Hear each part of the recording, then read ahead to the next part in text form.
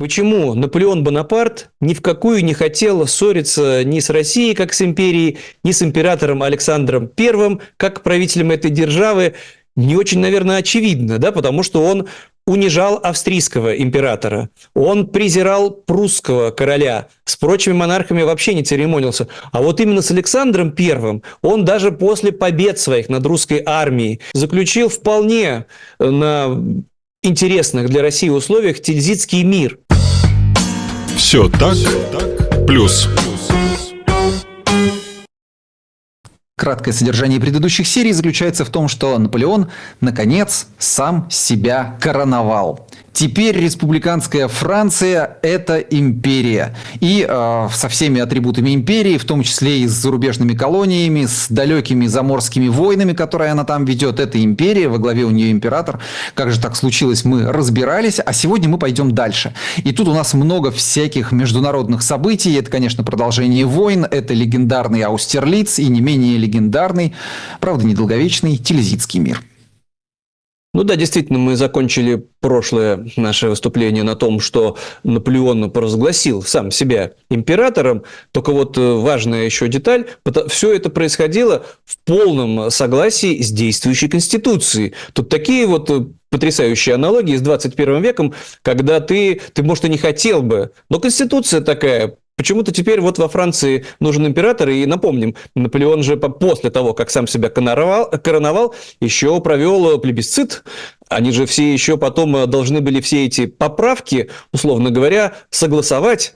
Ну и Наполеон там уже контролировал избирательную комиссию, главное посчитать голоса. Ну, он действительно был очень популярен, но все вот это вот было придумано, получается, задолго до вот нынешних печальных событий. Но дело еще все в том, что Наполеон хоть и стал вроде бы императором, и мы вот как-то исторически воспринимаем императора как такого абсолютного монарха, первого над королями даже, а на самом деле какие-то еще вот осколки там сохранялись. Не то чтобы, может, буквально республики, но он еще не до конца был уверен. И вот то, о чем мы сегодня хотим рассказать, и привело его к такой уже деспотии, к реальной диктатуре, когда вот он стал уже диктатором, уже ни с кем не считаясь, не обращая внимания на мнение или родни, или своих приближенных. И здесь вот, кстати, любопытно было бы спросить тех, кто нас смотрит, или тех, кто нас слушает, а до какой степени вот в школе или впоследствии вы сами думали или вам рассказывали, что Наполеон – это не просто выдающийся полководец, не просто потрясающий государственный деятель или вот знаменитый император, а что это диктатор, человек, который узурпировал власть, не имея на нее никаких прав. Потому что худо-бедно, но все-таки Александр Македонский, например, помимо того, что полководец, он был по наследству царем Македонии, а Наполеон ничего подобного, никаких прав не имел. А так вот не просто захватил власть, а еще и придал законность всему этому своему правлению. И вот если у вас есть свое мнение, в комментариях вы оставите, было бы любопытно об этом узнать. Ну и лайки тоже, кстати, помогут. Не успел посмотреть, сколько у нас было в прошлый раз. Не подскажете? Да, вот что-то с лайками у нас не очень хорошо, поэтому ставьте лайки нам, конечно же, а то ставите кому ни попадя. Ставьте нам обязательно и подписывайтесь на канал «Ищем выход». Ну и вот с таким напутствием давайте начнем.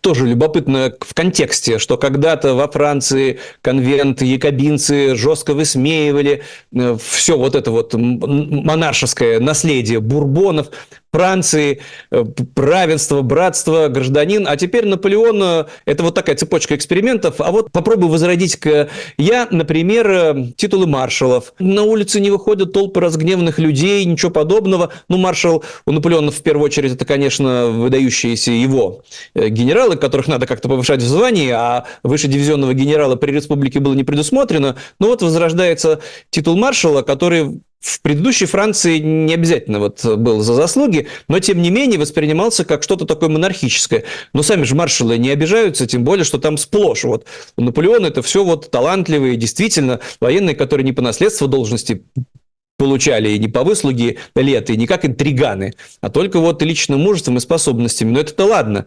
Но он же возрождает еще и титулатуру герцогскую, причем придумывает эти титулы, раздает их направо и налево, так еще и родню свою назначает королями. Это что же мы рассказывали, что до такой степени его братья стали между собой припираться, кто из них уже заслужил титул короля Италии.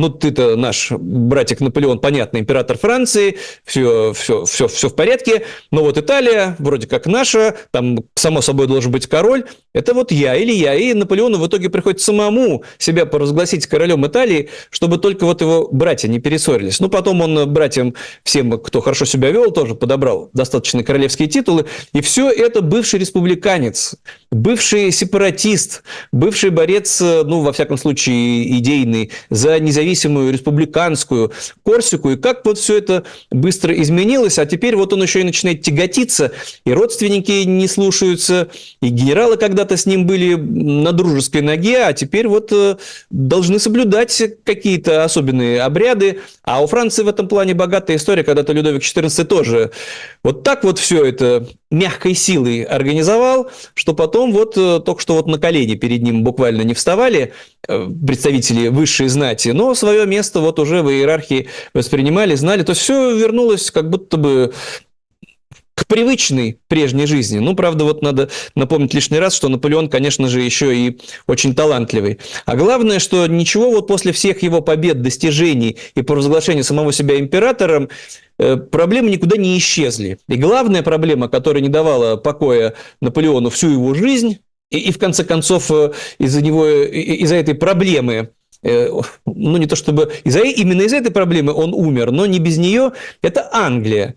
Вот всех можно победить, всех можно разгромить, а вот она вроде бы как рядом, это вот проклятая Британия, вот ее даже видно в хорошую погоду в подзорную трубу или даже без подзорной трубы. А как дотянуться-то, если у тебя нету сильного, могучего флота, или даже не очень могучего, но чтобы он был. И у Наполеона-то флот есть, потому что Франция тоже великая морская держава. Конечно, номер 2 по сравнению с Великобританией, но тоже есть свои кораблестроители, есть опыт, есть моряки, побережья хватает, соответственно, и портов хватает. Ну что ж такое, неужели вот Наполеон при всех своих талантах не сможет создать сильный флот? И здесь действительно Наполеон сталкивается с такими специфическими проблемами, которые достались ему частично от бывших республиканцев, которые, например, поувольняли всех этих адмиралов за неправильное происхождение, за дворянское. А как-то вот не выросло из матросов, ну вот мы же рассказывали, да, генералы, многие из солдат во время революции, в революционные войны вознеслись, как вот там Гош, даже вот из самого простонародья, потому что Наполеон хоть какой-то дворянин, а были люди совершенно народного происхождения, а с флотом как-то все не везет и все не складывается. Вроде бы там и дворянам при Наполеоне-то уж понятно, никаких ограничений нет, во флот приходите, но вот все равно поражение во время египетского похода, да еще и человек богатый, с богатым опытом, де Брюе, погиб как раз-таки в Абу-Бакирском сражении. И здесь вот возвысился и стал командующим флотом человек по фамилии Вильнёв, дворянин, вроде бы опытный, а все вот какие-то сплошные незадачи и нерешительный. И при всем при том человек как-то вот вцепился в эту свою должность и очень не хотел с ней расставаться. А в итоге все это, конечно, печально отразилось на Наполеоне, как вот на таком повелители потенциальным с заморскими колониями. Какие могут быть заморские колонии, если ты не можешь туда спокойно отправлять свои корабли? Ну так вот, и все эти проблемы, мы к ним еще вернемся, при всех выдающихся талантах, победах, триумфе Наполеона на суше, и вот ну ничего вот на море у него не складывалось. А пока что формируется очередная коалиция, потому что с кем, ну Наполеон со всеми мир вроде бы заключил, в том числе с Англией, кстати. Но вот еще до того, как он себя короновал, этот мир был расторгнут, потому что англичане, видите ли, не хотят выполнять условия мира, отдавать Мальту. Наполеон не хочет расставаться с тем, что он захватил в Германии, в частности, вот Ганновер, а правит-то Ганноверская династия Великобритании, то есть, соответственно, это горько и обидно. Это что такое? Это же Ганновер отдайте обратно. Это уж точно не Франция. Ну и вот в этих спекуляциях Англия, в общем, объявляет Франции войну, к этому надо готовиться. Ведет Наполеон на север свою непобедимую армию, а а через пролив не перебраться. А в это время не дремлют остальные враги, и вот формируется, ну, это так называемая третья коалиция, когда враги Наполеона объединяются, и здесь находят общий язык и Австрия со всеми своими обидами, и Англия, которая готова все это миллионами финансировать, Англия может себе позволить и прибавить свой флот, и Россия, которая, ну вот в силу в основном больше амбиций лично Александра Первого. Ну ладно, вот очень несправедливо упрекают Павла I как самодура, но в конце концов его свергли, он тоже разочаровался, победу Суворова ничего не дали, стало понятно, что отправлять армию за тысячи верст от родных земель, это по меньшей мере очень рискованно. Но вот Александр I мнит себя тоже как будущего такого великого полководца, он-то себя считает законным представителем на троне, настоящим императором, а что вот такое, какой-то там корсиканец себя императором провозгласил, обидно, и все вот ему не имется проверить русскую армию в действии. Тут тоже надо в контексте все это понимать. Подождите, а давайте мы сейчас как раз вот перелистывая страницу уже к тем войнам и сражениям, которые давала третья коалиция против Наполеона, ну и, соответственно, с другой стороны, наполеоновская Франция. Во-первых, посмотрим на то, как это выглядело на полотнах баталистов, а во-вторых, еще и я хотел бы напомнить всей нашей аудитории, всем вам, уважаемые наши зрители и слушатели, о том, что нам крайне нужны ваши донаты. Все подробности того, как вы можете отправить нам деньги, в описании. Не забывайте, что мы существуем только благодаря вашей поддержке, и вы можете считать себя соавторами и соучастниками каждой из наших программ, в том числе и этой. И огромное спасибо вам за то, что вы эту поддержку нам оказываете. Но это же и побуждает нас просить, напоминать вам о том, насколько она нам нужна. Делайте донаты, пожалуйста. У вас QR-коды, с помощью мобильного телефона вы можете навести камеру, и все у вас произойдет буквально за пару тапов по экрану. Если не получается деньгами, как всегда, подписывайтесь и ставьте лайки.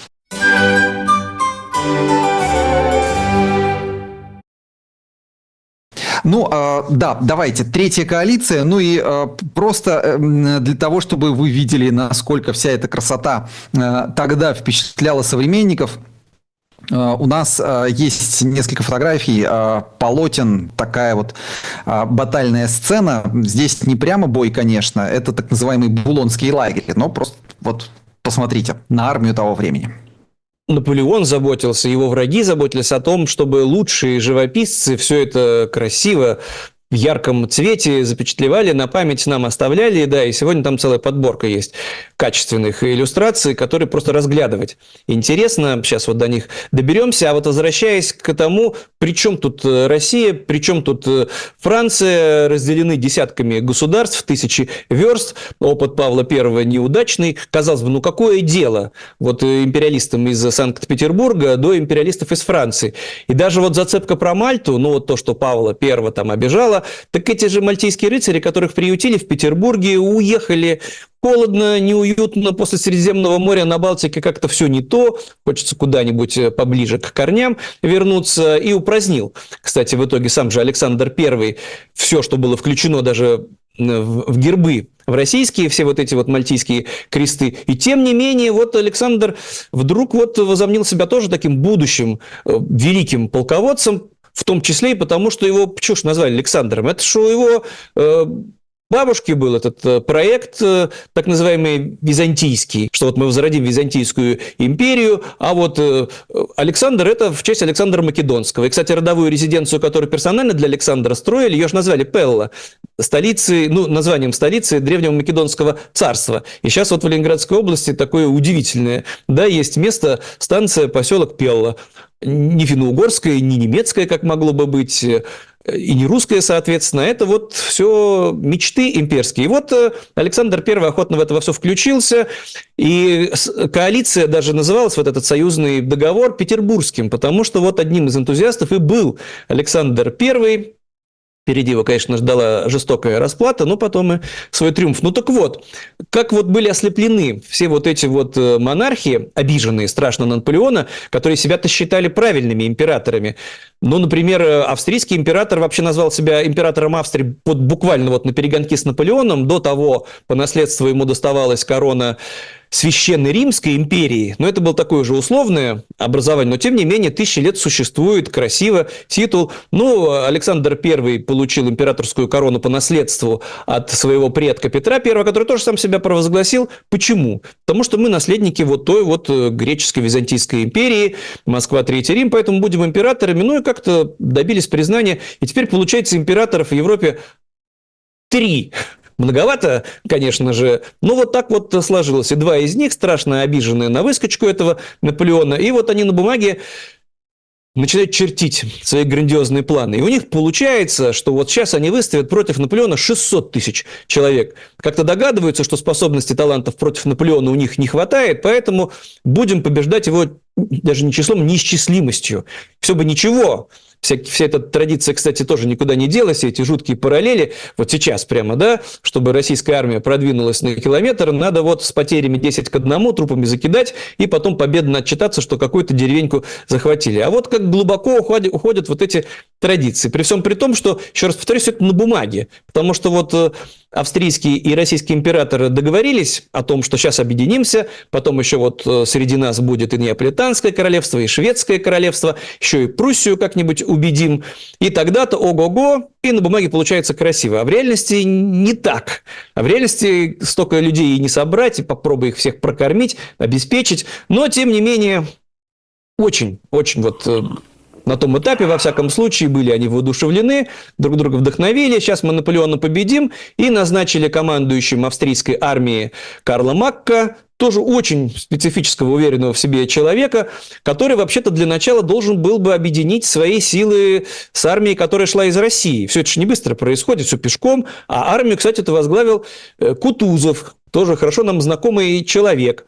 Но Мак очень спешил вот как-то скорее засвидетельствовать, продемонстрировать свои таланты и способности, поэтому не стал дожидаться, пока Кутузов подойдет, а сам отправился в Баварию, вторгся, потому что Наполеон сумел договориться с баварским, тогда еще курфюрст, еще не король, о союзе, об общем. Ну и вот сейчас мы проучим этих баварцев, которые должны знать, с кем надо дружить, а с кем не надо дружить. И австрийцы вступают в пределы баварского, ну тогда еще курфюршества, независимого, да, получается, государства, не дожидаясь, пока подойдут русские подкрепления. И никто их вот не успевает там встретить. Силы французов там невелики, баварцев невелики. Кажется, что сейчас мы всех проучим со своими там старинными традициями. Да, вот были неудачи у нас у австрийцев, но теперь мы получше подготовились. И вот там еще на подходе огромная российская армия. То есть дело еще в том, что коалиция вот эта против Наполеона до какой степени тоже были уверены, ослеплены и ограничены все эти люди, что они решили воевать сразу в 4 частях. В Северной Германии, в Южной Германии. Ну, Германии тогда не было как государства, но мы территориально, да, это понимаем. В Северной Италии, это вот Тироль, да и вообще в Италии, причем везде подразумевалось, ну вот как на севере Германии и в Неаполитанском королевстве, где тоже наши союзники, так мы туда флот отправим, десант, 20 тысяч человек, и все это вот, ну такие безумные авантюрные планы, но на бумаге смотрелись красиво. Ну и вот Мак, это, соответственно, Бавария, одно из главных направлений, не дожидаясь, пока Кутузов подойдет, оторвался от него, и ладно бы дальше пошел, но остановился поджидать Кутузова, но почему-то не на своей территории, а в Баварии. И здесь вот, конечно, гений Наполеона. Вы уже анонсировали, что мы будем говорить о знаменитом сражении при Аустерлице, но до того Наполеон успел провести блестящую операцию, которая называется по городу, около которого все происходило, Ульмской. Потому что вот главные события около этого немецкого города в Баварии Ульм происходили. Наполеон, у него же силы собраны на севере Франции, в Булонском лесу, так называемом, откуда вот он и должен был, около Булони, должен был вот потом организовать десант, высадиться на английском берегу, разгромить эту проклятую Англию, а все никак. И вот незадачи всякие, флот как будто бы должен подойти, сейчас расскажем, но его пока нет. И Наполеон начинает реализовать совершенно новый план. Причем коварно рассылает, продолжает давать, не интервью, конечно же, буквально, а как-то специальными распоряжениями, которые становятся публичными, демонстрировать свое отчаянное желание не все равно, чтобы там ни происходило, для начала разгромить Англию, ему удается всех вокруг обмануть, он даже не всем своим маршалам рассказывает про свои планы, и даже солдатам не говорит, куда их ведет, потому что их снимают с позиций, и огромную эту армию очень быстрым маршем начинают двигать на юг в сторону Баварии с бешеной скоростью.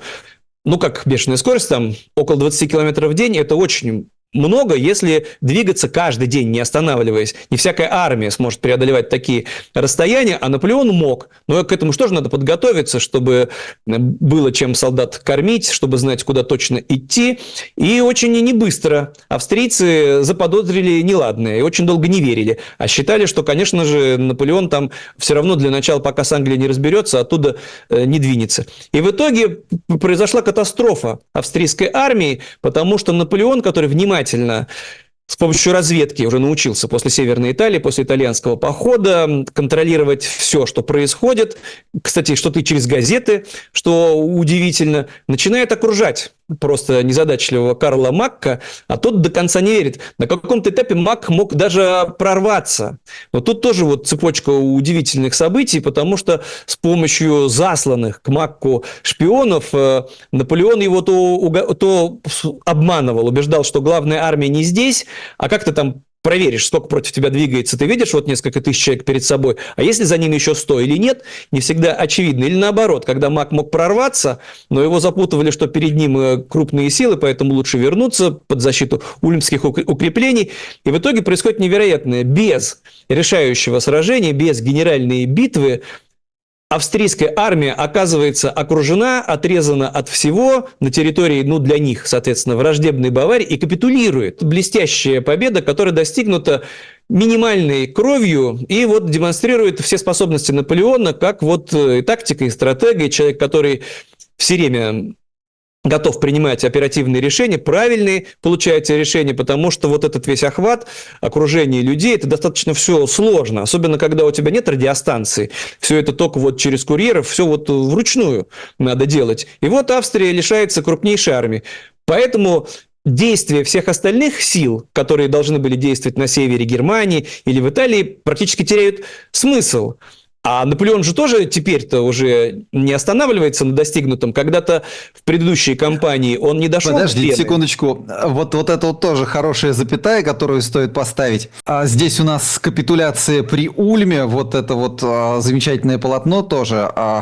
По понятным причинам бой никто рисовать не стал, потому что ничего особо примечательного там и не случилось. Эти любимые баталистами, большие массы людей в атаку наперевес со штыками не шли. Но, тем не менее, капитуляцию запечатлели. Опять же, как красиво падает свет на эту группу военных.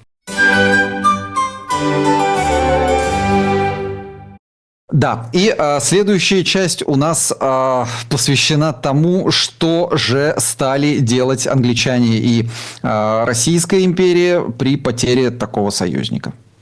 Союзника не совсем пока еще, не сразу его потеряли. Просто Наполеон после этой блестящей ульмской операции со всей своей целой сохранившейся армией двигается решительно в сторону уже Австрии. И все, Вена захвачена, Вена пала.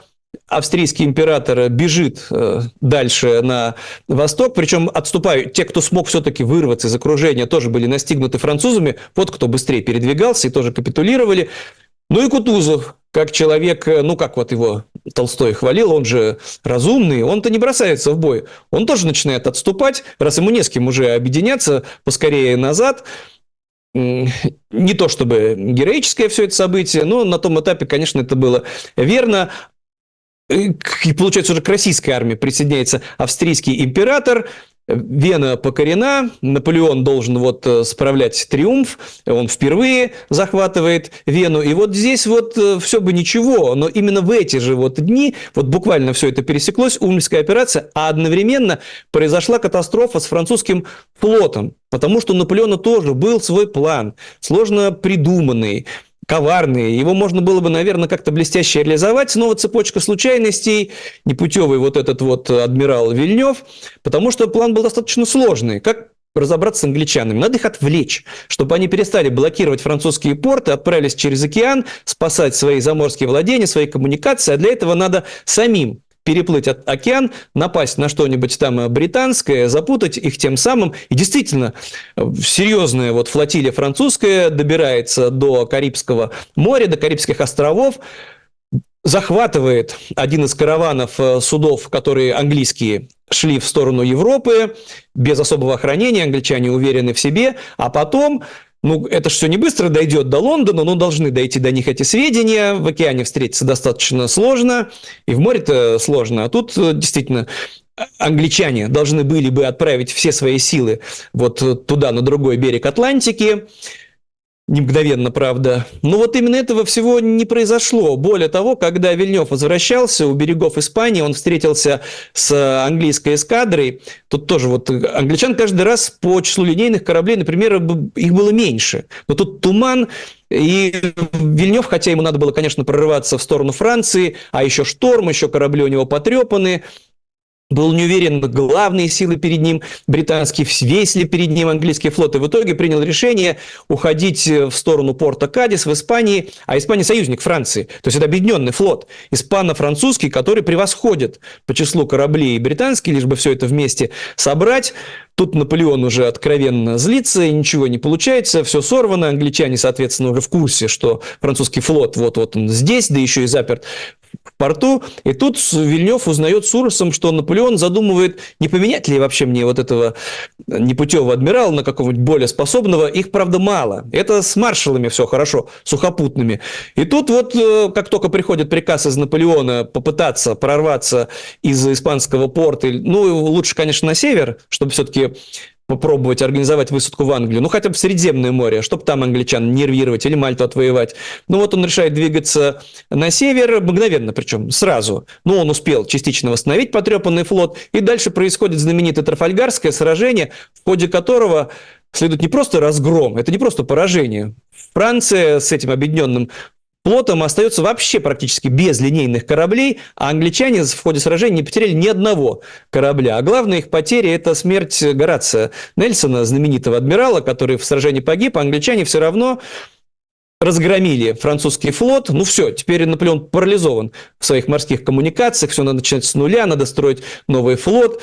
Красочное полотно, и здесь видно, какое ожесточение, практически в рукопашную идут на абордаж моряки. Ну, там Нельсон нарушил все правила вот этого линейного построения, друг друга обстреливать, но и так у англичан было больше опыта, и славились они тем, что в любую качку чаще и метче попадают по врагам. Но если бы как-то с потерями, с прорывом, а тут просто весь флот уничтожен, так еще этот непутевый Вильнёв в плен попал, англичане отвезли его к себе, взяли с него честное слово, что он больше против них воевать не будет, и отпустили. Какая вот вообще эпоха благородства. И он отпущенный, лучше бы он в плену сидел, потому что он, в общем, покончил с собой, переправившись через Ла-Манш. Ну, есть гипотеза, что его специально убили, но раз он успел написать предсмертное письмо от своего отчаяния, что вот лучше покончить с собой. После всего этого позора флота нет, из плена почему-то отпустили. Ну, по сталинским меркам это, понятно, был бы, значит, шпион уже такой завербованный. В общем, и адмирала у Наполеона нет, и обо всем об этом он узнает вот как раз в эпоху своего такого триумфа. Вена наша, император австрийский, сбежал, Кутузов отступает с русской армией. Ну, Наполеон, как он рассказывал, ящички одни задвигает, другие выдвигает. Соответственно, дальше Наполеон готов двигаться, потому что происходит тоже вот это событие, связанные с характерами уже Александра I, который считает, что мы-то не какие-нибудь там австрияки, которых презирал, например, Александр Суворов, ну, больше, конечно, в советской пропаганде, чем в жизни. И вот то, что я говорил про контекст. Какое наследие досталось Александру Первому, что со времен так называемой Нарвской конфузии, то есть с 1700 года, российская армия, ну, как минимум в генеральном сражении всегда одерживала решительную победу. Вот смотрите, ну, там, правда, в основном череда войн с турками, но, тем не менее, в Семилетнюю войну никому ничего не проиграли. А вот как Суворов в итальянскую кампанию, ну, неужто сейчас вот солдатушки, ребятушки, да вот наши все бравые офицеры и все рвутся в бой, там все действительно дощ сейчас мы там проучим всех этих выскочек, всех этих лягушатников, бесстрашно. Ну и вот следует, соответственно, эта знаменитая битва при Аустерлице, зимой причем. Все это вопреки прежним традициям, когда на зиму по зимним квартирам, потом вот компания все на лето, а здесь вот холод, мороз, заледеневшие, соответственно, пруды, в которых гибнут люди. Ну и как вот в учебниках мне рассказывали, да, поражение, но не уничтожена целиком армия. Вот отступали более-менее в порядке. Да, вот лишились значительной части артиллерии, но что-то спасли. Не только 50 знамен утратили, а что-то вот еще и сохранили. И гвардия в порядке отступила, и мудрый Кутузов вот все-таки как-то проконтролировал, чтобы не разбежались все, а отошли дальше. Но при этом тоже вот Кутузов-то никакой инициативы не проявлял. У него при армии сразу два императора. Австрийский, который мечтает с помощью Александра I отвоевать свою родную Вену, и Александр I, который ослеплен вот прежними победами, этой блестящей армии, которая ему от бабушки Екатерины II досталась, непобедимой. И это правда, что в Европе тоже многие считали так или иначе российскую армию непобедимой. Сам Фридрих II Великий не смог ее одолеть, поэтому, ну, это чудо Бранденбургского дома, да, когда Петр III, а потом Екатерина II, они продолжали боевые действия, отказались от всех, получается, завоеваний в Пруссии. Ну так вот, и здесь вот эта вот армия, и опять-таки блестящие таланты Наполеона. Вот на этот раз все только наоборот. Это союзники России и Австрии придумали план, генералы все начертили, как мы организуем обходной маневр, вот как он с нами в Мулемской операции, а теперь мы при Аустерлице его так обойдем, сможем его окружить, он очень далеко от родной Франции, здесь все вокруг наше австрийское, хотя Аустерлиц это на территории современной Чехии. Вообще-то, ну, неважно, тогда все это единая Австрийская империя, и не получается ничего, потому что Наполеон прямо вот в ходе сражения, отдавая разумные приказы, как раз-таки из-за того, что центр союзников ослаблен, наносит туда решительный удар, потом по тем частям, которые идут ему в обход. Ну и в итоге вот это все разгром, поражение, австрийский император сломлен, подавлен, он уже ничего не контролирует. И просто вот опять специфика Наполеона. Вот мы говорим там, да, диктатор. Что вот это, конечно, ну, на том этапе действительно... Подождите секундочку, а вот мы, кстати, вопрос задавали, мы потом посмотрим, что вы там написали в комментариях, потому что интересно, насколько вот именно эта сторона деятельности Наполеона вам знакома со школьного времени, потому что я-то в свои школьные годы помню Наполеона в первую очередь как полководца, где-то там дальше было Наполеон государственный деятель, а вот то, что это человек, который захватил власть, нарушив законы революционные именно, вот это почему-то советская школа умалчивала. Во всяком случае, та, в которой я учился. Маленькую паузу делаем. Ставьте лайки и подписывайтесь на наш канал. И мы продолжаем. Давайте посмотрим. Это полотно, которое изображает как раз императоров Франца II, Наполеона и, по-моему, нет, Александра здесь нет. Но смотрите, как художник прямо... Я опять умиляюсь их талантом, потому что переход на темную сторону силы. Как свет падает на императора Австрии и как он не падает на императора Франции. Ну, там талантливые художники, это что же инструмент пропаганды. Правда, вот эта вот встреча произошла гораздо позже, потому что непосредственно с Аустерлицкого сражения позорно сбежали и Франц II, и Александр I. Причем Александра I долго не могли найти люди из его окружения. И вот по рассказам очевидцев нашли его где-то под деревом плачущего. Он совсем молодой, как мальчишка, потому что все, катастрофа, он даже не стал смотреть, вот буквально, да, как вся эта катастрофа будет происходить, трусливый. Но вот он-то как раз, ему ж далеко можно было сбегать, это же все чужие земли. Вот, потому что в итоге-то он и стал инициатором создания следующей коалиции, а пока что унижение все у императора Австрии. И тут вот ему просто повезло, что Наполеон, который готов, потенциально мог бы был этого упрямого Франца II захватить в плен, увезти его где-нибудь в кандалах к себе, унизить, назначить на место австрийского короля какого-нибудь своего брата или родственника. Он же назначил одного брата королем Голландии, другого брата королем Неаполитанским, третьего брата королем Вестфалии. Но здесь вот личность Наполеона такая специфическая. Во-первых, у него так и не родилось с Жозефиной детей. Детей у него нет, наследников нет. Он усыновил принца, сделал принцем, соответственно, империи Багарне, это своего пасынка, сына Жозефины от первого брака. Кстати, женил его на дочке баварского курфюрста. Баварию сделал королевством Наполеон. Ну, там сам уже принимает решение, никого ни о чем не спрашивает. Такой настоящий диктатор. Вот. И это же его родственник, как будто бы, да теперь еще и усыновленный Багарне. Ну, и Наполеону тоже как-то хочется вот и наследство оставить по прямой линии потомкам, и породниться со всеми династиями, потому что вот он для себя придумал, что если он разведется с Жозефиной и женится на дочери либо императора Австрии, либо императора России, то тогда, соответственно, он станет равным им, не корсиканским выскочкой, а вот таким уже признанным. И у него кое-что на этом пути получается, только коварный Александр I голову заморочил. В итоге-то австрийский император свою дочь отдал замуж за Наполеона, а поэтому, получается, надо австрийского императора беречь. Надо сохранить за ним вот этот титул. И даже вот когда Наполеон начинает все переделивать после этого поражения, там и австрийский император уже вообще не капризничает, смиренно вот выслушивает, что Наполеон решает, что так, Венецианская, например, республика, это будет наша провинция, Тироль теперь тоже будет наш. Так, это мы забираем, соответственно, от Зальцбургского курфюршества в Баварское королевство эти территории. Ну и чтобы было не обидно австрийскому императору, соблюдая приличие, ну чего-то и присоединим. Тем более, что там Наполеон начинает радикально менять систему германских королевств, сокращая их число с 300 практически независимых до 30, создавая Рейнскую область.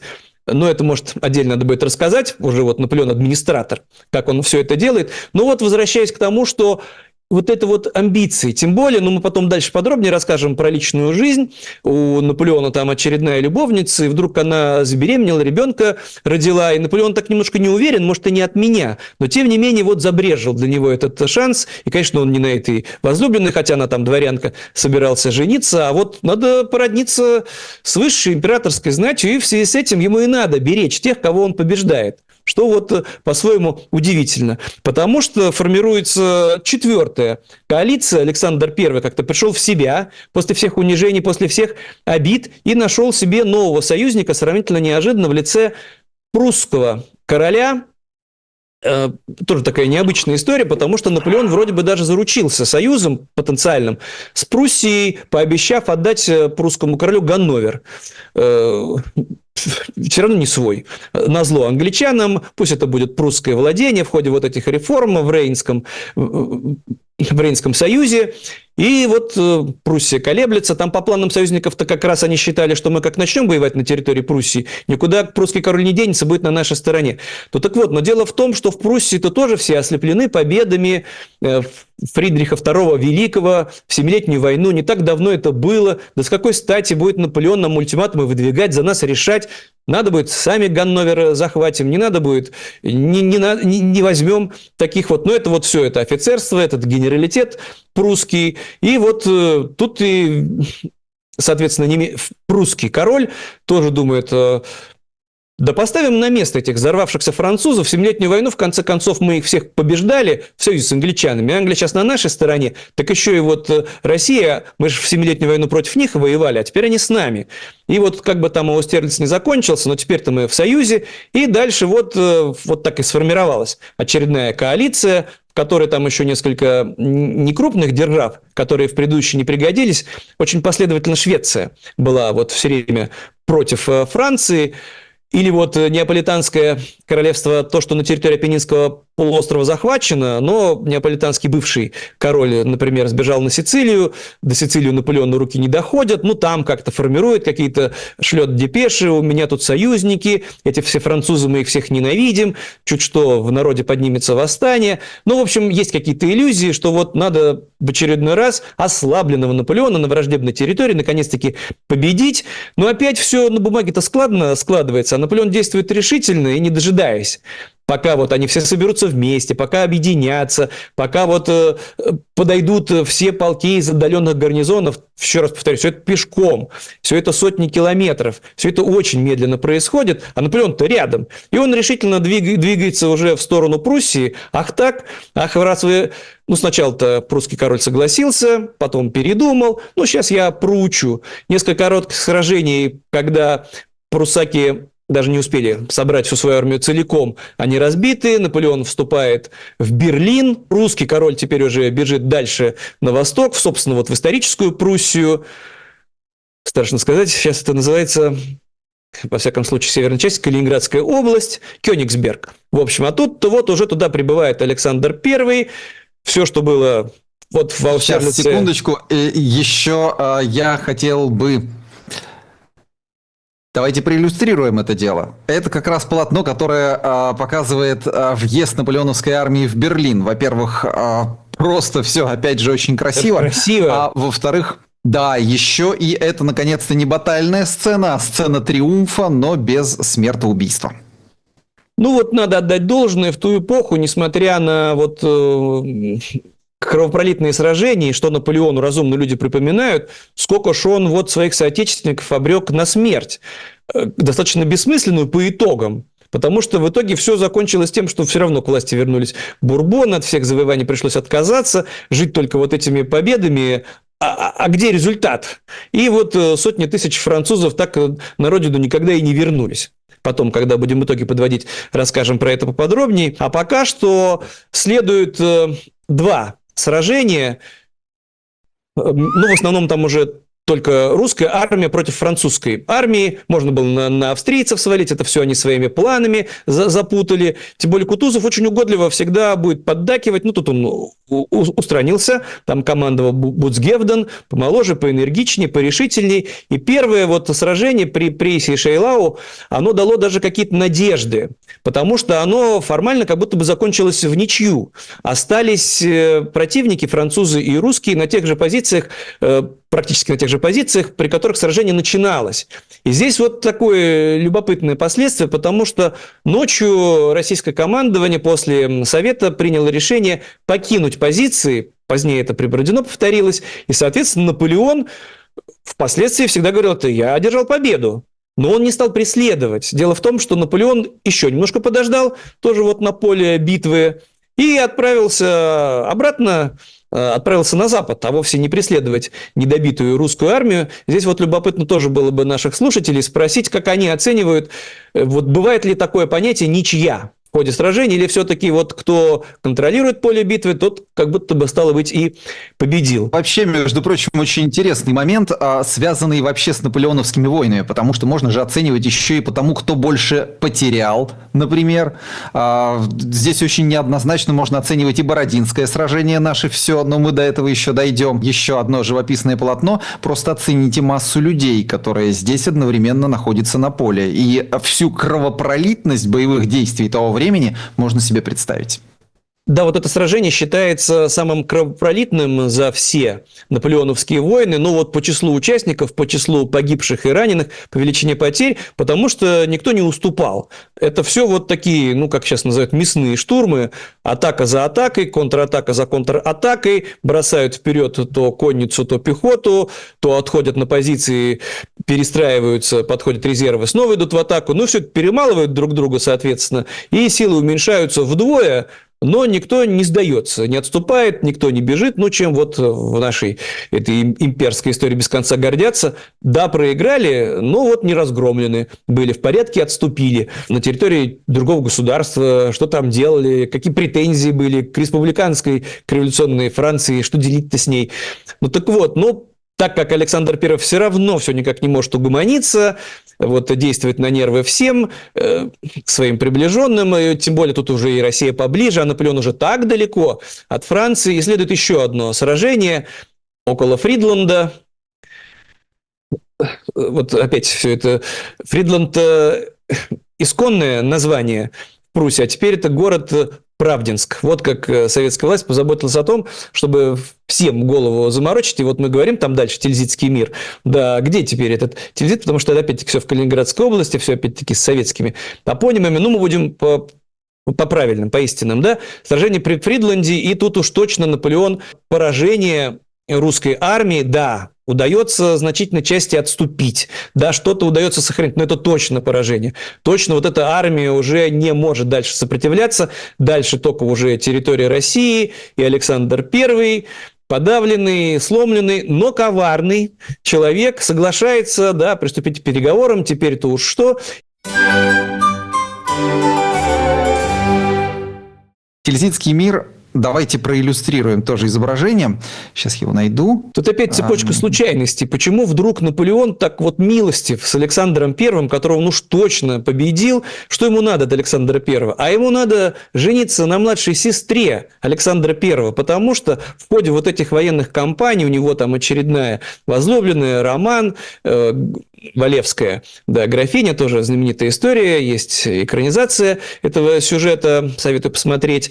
И тут-то Наполеон, так как он с ней не расставался, он уже совершенно точно знает, что ну, это точно мой ребенок, значит, не такой уж я безнадежный, не такой уж я бездетный, это с Жозефиной как-то все вот не складывается с этой, поэтому пора разводиться, надо жениться снова, я еще сравнительно молодой, ну, действительно молодой, еще успею наверстать, но ни на ком же попало. И вот для него всего два таких варианта, равных ему, как он себе считает, это вот император Австрии, но вот ему непременно хотелось еще и вот на русской великой княжне жениться, тем более, что у Александра I ассортимент этих младших сестер, как минимум 2 на выданье, а для этого надо как-то с Александром I дружить, получается, нельзя оставлять его обиженным, потому что ненависть прусского короля и австрийского императора, ну, там абсолютно очевидно, они, правда, реально ненавидели Наполеона, и он с ними, особенно с прусским королем, не церемонился, даже вообще раздумывал, не упразднить ли мне всю эту Пруссию, разжаловать этого короля обратно в курфюрсты, все в моей власти. Ну, территорию Пруссии, например, он сократил вдвое, но пожалел. Потом впоследствии писал в книгах, вот смолодушничал я, жестче мне надо было с этими неблагодарными пруссаками. Он же еще после побед обязывал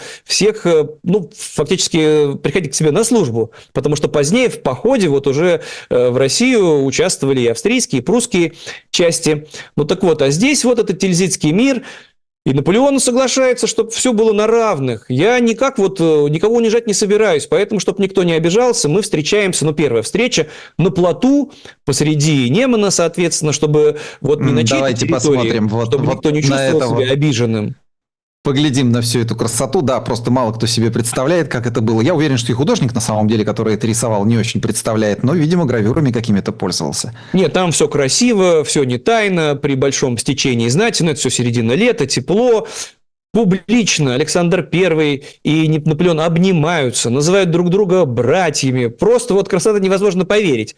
Зачем тогда кровь, соответственно, столько людей проливали? И Наполеон, ну, он надежды у поляков с ним были связаны, что сейчас он возродит им, соответственно, независимую Польшу. Он действительно образует герцогство Варшавское, как будто бы что-то приходится отбирать в Российской империи, но Наполеон добр, он взамен дает, например, Белостокский регион, чтобы вот Александру Первому было не так обидно, всячески демонстрирует ему свою симпатию, благие намерения и даже еще как-то подсказывает. И, кстати, если вот ты мечтал захватить Финляндию, забирай.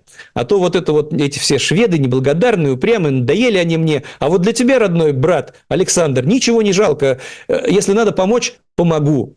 Ну и вот дальше Александр I, конечно, этим в итоге-то воспользовался. А пока что кажется, ну вот уж точно, прочный мир, обо всем договорились, все, Наполеон уже переформатирует по-своему, уже ни с кем не советуется, не нужны ему уже никакие вот государственные сенаты. У него очень громоздкая структура-то есть, но по сути они просто вот эти все подписывают. Это такой настоящий диктатор. Талантливый, правда, но тем не менее человек, который уже абсолютно ничем не ограничен, и приличия все эти ему уже ни к чему не нужны. Если бы вот не вот эта его еще специфическая вот мания стать вот тоже таким полноценным императором, может, все по-другому бы сложилось, а тут вот он и оставил своим потенциальным врагам возможность сохранить силы, восстановить, и все это выплескивается в новые войны. А пока Тильзитский мир, все хорошо, и вот только вот остается один враг – Британия, которая не признает, но у Наполеона есть смелый план. Сейчас мы эту Британию, соответственно, окружим со всех сторон континентальной блокадой, и они умрут, нечего им будет есть, не с кем будет торговать.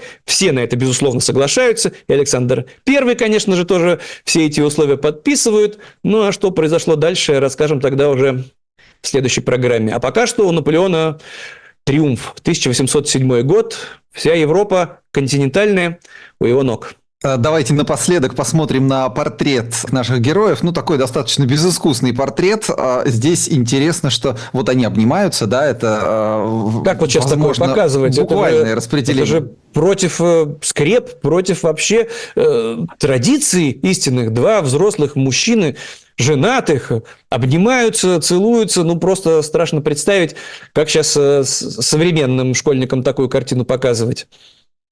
А вы еще всмотритесь в их лица, потому что здесь, мне кажется, Счастливые. художник рисовал уже зная... Нет, тут как раз вот такое чувство, что художник уже знал, что будет позже, то есть он рисовал после того, как события еще раз изменили все акценты, расставлявшиеся современниками, и здесь блондин Александр I, взгляд у него вперед, лицо одухотворенное, а вот брюнет Наполеон, он как-то вроде что-то замышляет против Александра, как-то у него что-то недоброе на лице, или, может быть, это мне так кажется. Наполеон про это потом писал, что какой ты коварный Александр, какой он был ласковый, какой добрый, все вот меня по руке поглаживал, все мне в глаза заглядывал, говорил таким тихим, приятным голосом, и какой все-таки злодей и обманщик оказался. Ну вот в следующих программах подробнее расскажем. Но он их всех презирал, и прусского короля, которого победил, особенно австрийского императора, тоже необычный был человек, Франц II, он подробнейшим образом записывал каждый день из своей жизни в особый дневник.